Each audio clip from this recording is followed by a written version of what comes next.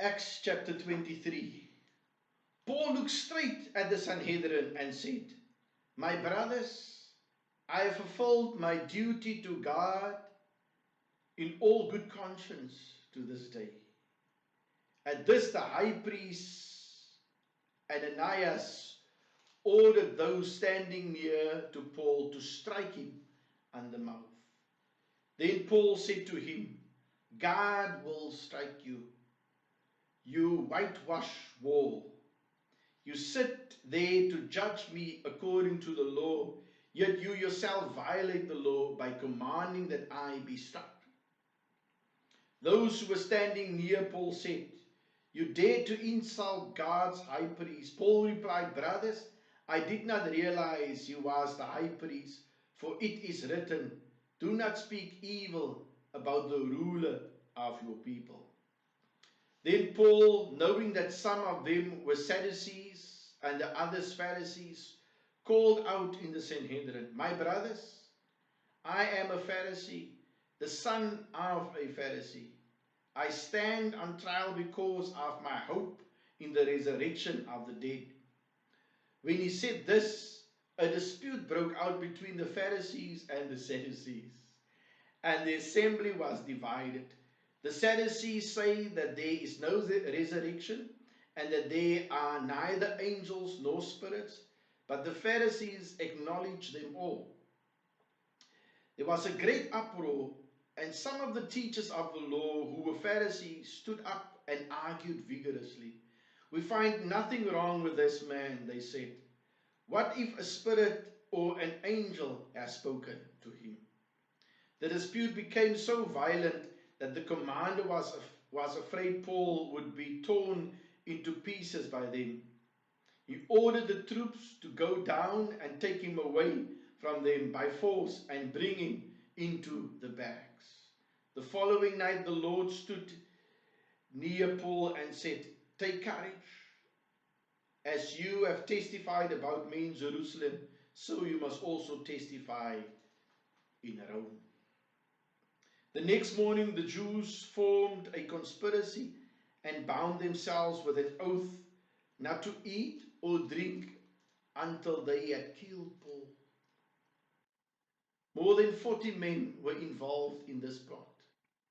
They went to the chief priests and elders and said, "We have taken a solemn oath not to eat anything until we have killed Paul. Now then, you and the Sanhedrin petition the commander to bring him before you, and on the pretext of wanting more accurate information about his case, we are ready to kill him before he gets here." But when the son of Paul's sister heard of this plot, he went into the barracks and told Paul. Then Paul called one of the centurions and said, "Take this young man to the commander. He has something to tell him." So he took him to the commander. The centurion said, "Paul, the prisoner, sent for me and asked me to bring this young man to you because he has something to tell you." The commander took the young man by the hand, drew him aside, and asked, "What is it you want to tell me?" He said, "The Jews have agreed to ask you to bring Paul before the Sanhedrin tomorrow on the pretext of wanting more accurate information about him. Don't give in to them, because more than 40 of them are waiting in ambush for him. They have taken an oath not to eat or drink until they have killed him. They are ready now, waiting for your consent to their request." The commander dismissed the young man and cautioned him, "Don't tell anyone that you have reported this to me."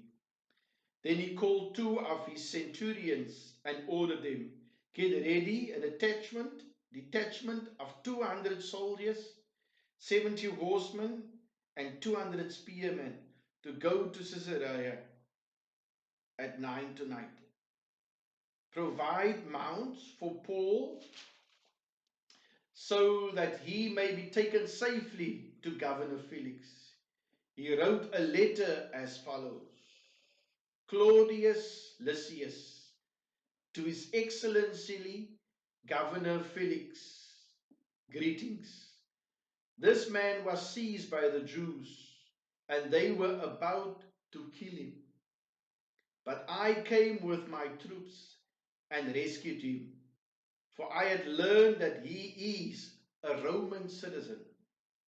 I wanted to know why they were accusing him, so I brought him to the Sanhedrin. I found that the accusation had to do with a question about the law, but there was no charge against him that deserved death or imprisonment. When I was informed of a plot to be carried out against the man, I sent him to you at once. I also ordered his accusers to present to you their case against him. So the soldiers carrying out their orders took Paul with them during the night and brought him as far as Antipatris. The next day they let the cavalry go on with him while they returned to the barracks.